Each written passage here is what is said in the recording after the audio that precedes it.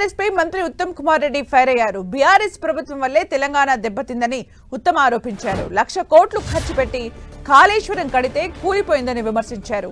Irrigation పై 16,000 కోట్ల వడ్డీ కడుతున్నామని తెలిపారు. తమ ప్రభుత్వం వచ్చాకే రాష్ట్రంలో ఎక్కువ ధాన్యం పండిందన్నారు. హరీష్ రావు పచ్చబద్దాలు మాట్లాడుతున్నారని మండిపడ్డారు ఉత్తమ్.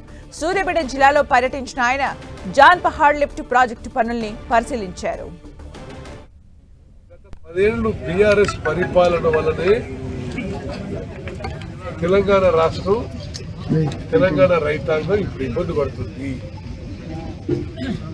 కృష్ణా నదీ జలాల ఉపయోగంలో కానీ గోదావరి నదీ జలాల ఉపయోగంలో కానీ 10 ఏళ్ల పాటు గతంలో అధికారంలో ఉన్న పెద్ద మనుషులు చిత్తశుద్ధితో కమిట్మెంట్తో మరి సిన్సియారిటీతో ఇరిగేషన్ పనులు చేస్తుంటే ఈరోజు మనకు వచ్చే కష్టాలు రాకపోయి సంవత్సరానికి కేవలం ఇరిగేషన్ మీద తీసుకొచ్చిన అప్పులకి 16,000 కోట్ల రూపాయలు మేము మిత్తిగా ప్రిన్సిపల్ రీపేమెంట్కి కడుతున్నాము.